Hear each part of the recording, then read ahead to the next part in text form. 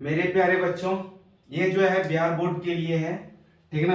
पहला क्वेश्चन क्या हम बनाए हैं कि जीवन अवधि क्या है, ठीक है ना, या जीवन काल क्या है। जैसे कि मान लिया जाए कि जब बच्चे पहली बार जो है इस माँ के गर्भ से बाहर आते हैं तो पहली सांस लेते हैं, तो वहां से लेके जीवन काल से लेके प्राकृतिक मृत्यु तक के काल जो क्या कहलाता है, समय क्या कहलाता है, जीवन अवधि कहलाता है, ठीक है ना। अब ऐसा नहीं कि जो है ना आज जन्म लिया 5 दिन के बाद केटीएम से चला, छठा दिन गर्लफ्रेंड के साथ मौत, तो वो जीवन अवधि उसका नहीं कहलाएगा, ठीक है ना। तो अब क्या है, दूसरा क्वेश्चन हम बनाए हैं लैंगिक जनन और अलैंगिक जनन में क्या अंतर है। ये बार बार क्वेश्चन पूछा जाता है कि लैंगिक जनन और लैंगिक जनन में अंतर क्या है।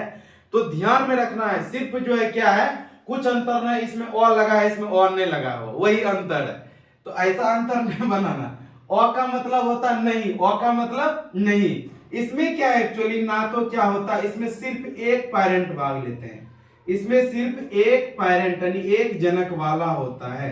ये क्या होता है, एक जनक वाला, मतलब क्या कि इसमें सिर्फ एक ही जनक भाग लेता है।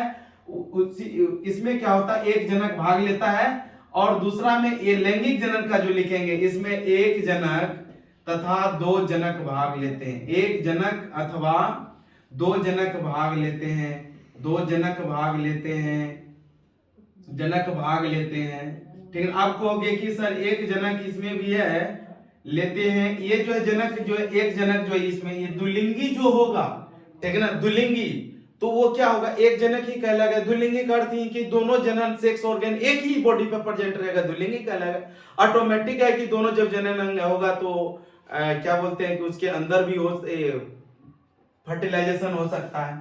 दूसरा पॉइंट क्या लिखेंगे, इसमें नर युग्मक तथा मादा युग्मक का निर्माण नहीं होता। सिर्फ लिख लो इसमें युग्मक का निर्माण नहीं होता, युग्मक का निर्माण नहीं होता है, नहीं होता है। अगर 2 मार्क्स में पूछेगा 3 पॉइंट लिखना है, 2 मार्क्स में पूछेगा तो 3 पॉइंट।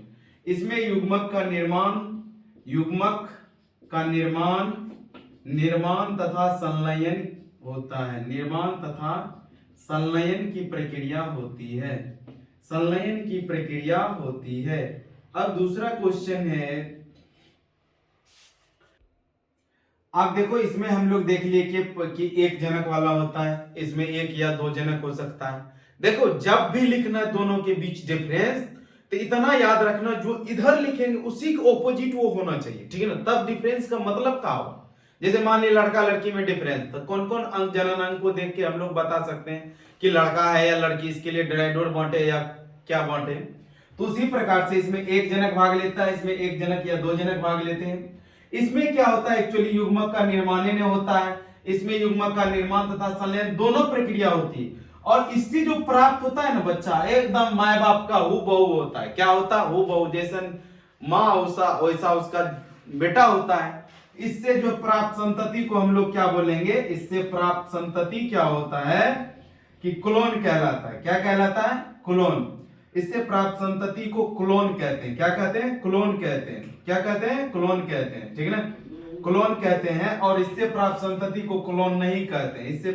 इससे प्राप्त संतति को, इससे प्राप्त संतति को क्लोन नहीं कहते हैं, क्लोन नहीं कहते हैं मेरे दोस्तों, ये बात ध्यान में रखना है। इससे जो आता है विभिन्नता इसमें होबे नहीं करता, इसीलिए इसके एक क्वेश्चन यहां से और फ्रेम आपका हो जाएगा कि लैंगिक जनन से प्राप्त संतति को क्लोन क्यों कहते हैं।